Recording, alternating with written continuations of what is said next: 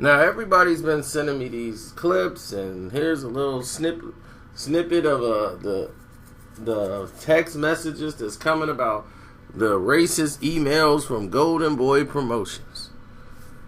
Now, all of these things are one part of a big collaboration of this lawsuit, with this antitrust lawsuit between Al Heyman and Golden Boy Promotions. And what people are alluding to is the email that Balderas, the journalist, Esquito Balderas, and Golden Boy's public relations, Ramiro Gonzalez. And Balderas is the one that's calling Al Heyman the N-word and calling him Black Hitler. And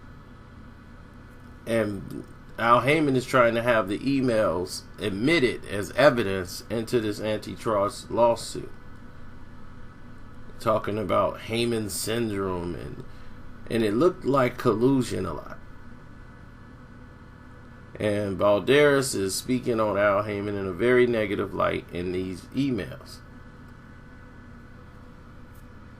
And all he knows is he keeps blaming him for damaging Abner Mares and Leo Santa Cruz's careers, when they've actually made more money and having more success with Al Heyman than they are with Golden Boy Promotions.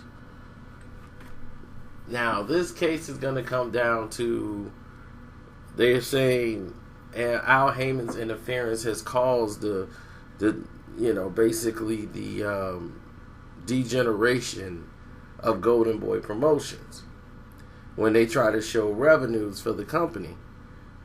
And when they show the revenues, you see it all dwindling down. But what they're not showing them is that Floyd Mayweather was the bulk of those years that they had through the Dietz report for their revenues and expenses. Floyd Mayweather was responsible for the large income influx that they had.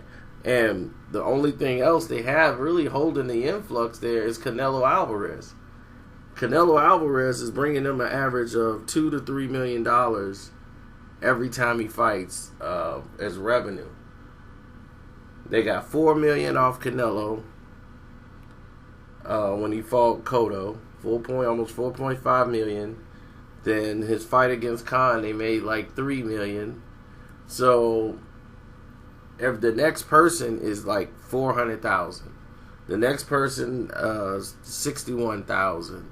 So their bottom line consists of Canelo Alvarez. So they're not anxious to put him in there with Triple G because that's damaging to their bottom line, which is Canelo Alvarez. So without Floyd Mayweather, the company didn't flower. They couldn't handle the weather without him. So it was quite obvious. You lost the stars. You took a settlement which let 15 fighters go at first. Then in February, you let another one go. You know, he paid, $14 million as part of the settlement for the Richard Schaefer situation, and they lost the rights to 18 boxers.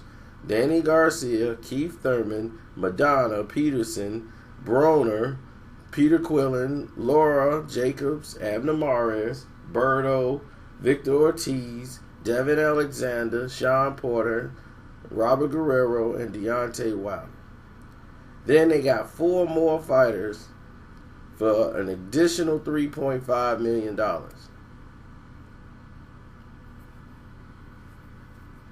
Now, in 2014-15, in the first half of 2016, for their roster, Golden Boy apparently declined in income from boxing operations from roughly $8.8 million in 2014 is substantially less in 2015 and 16. We're looking at $2 million. When the PBC was in existence as part of the theory of damages and all these misleading accounts, Now, everybody wants to include this testimony that they got that's going on with this lawsuit. But here's the thing they don't really want in there. Is they don't want, Golden Boy don't want this to become a witch hunt of Al Haymon because he's an African American male. But my personal opinion on this subject is that it looked shady from a long standpoint because Golden Boy Promotions was not hiring African American to do really too much of anything. They got Shane Mosley and they got Bernard Hopkins to try to bring in the African American dollar because they did not resonate with African Americans. Do I believe that they're racist? No. Do I believe that they're prejudiced? Absolutely.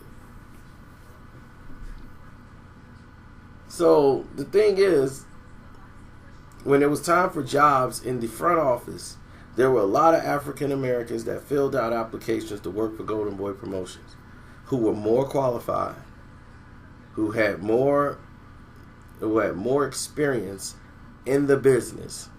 And what they did is they went out and hired somebody that knew somebody that was friends of the family. And they said, oh, well, we were looking for somebody that's bilingual.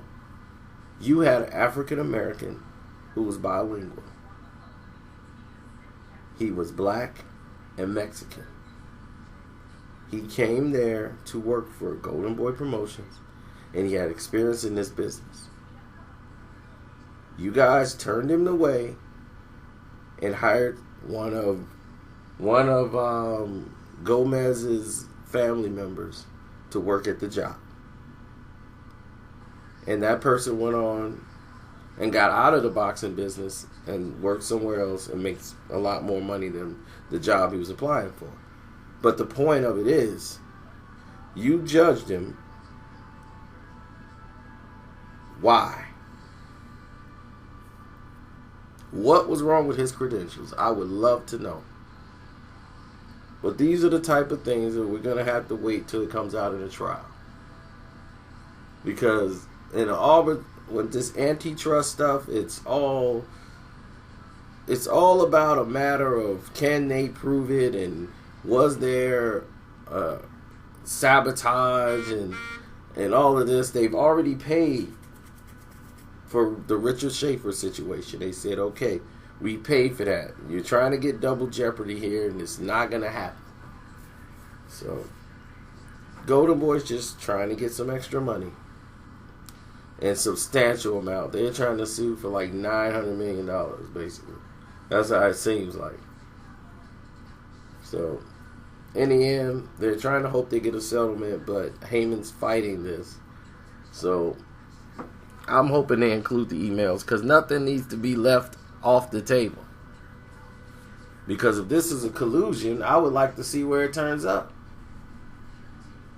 But I remember Sam Watson talking to me, and they asked about Golden Boy and African American fighters, because Floyd Mayweather brought it up.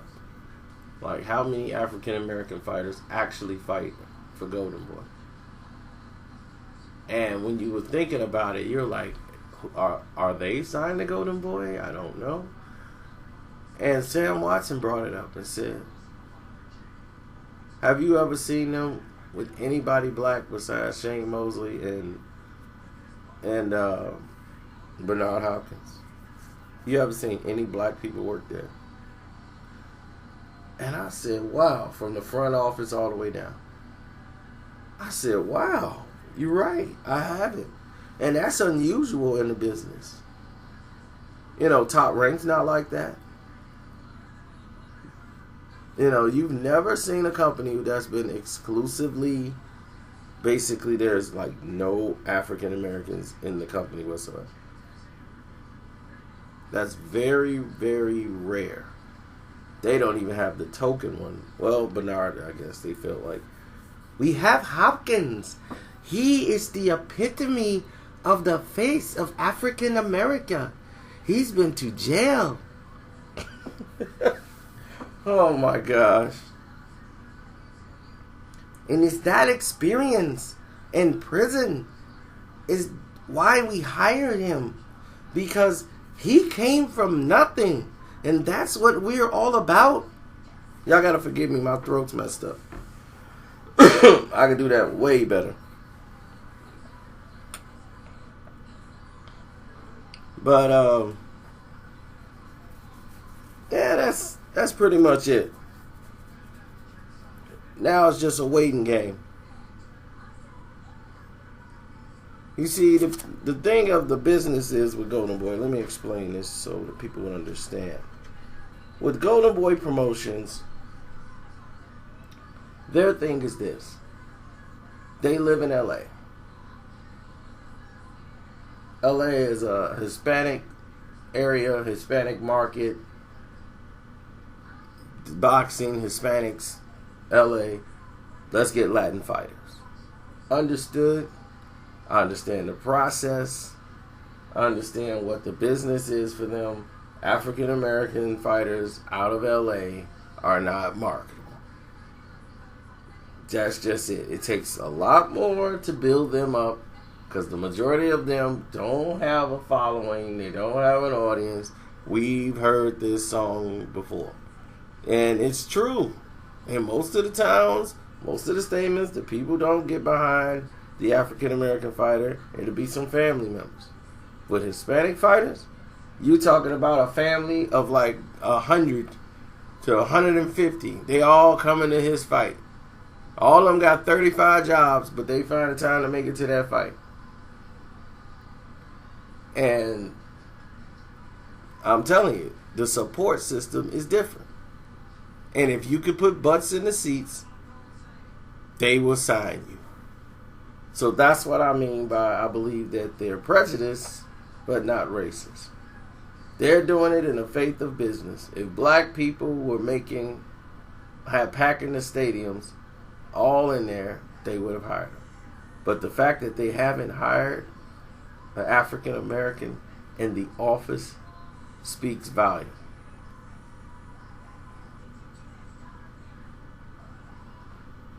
So, there's some people that work at Golden Boy that I respect. They're still working at Golden Boy. A lot of them have lost their jobs, and they found some employment. Some in the business, some out of the business. And there's some people there that are very good people. They work very hard, but now they're doing twice the work, 3 times the work for like no money. Like, for real. Like, no money, for real. Like, they not getting paid a lot. Well, they're getting paid a lot, but for the work they're doing, they're not getting paid what they should be getting paid. They took a dramatic pay cut to stay there. So, on that note, your boy Carcino, I'm out.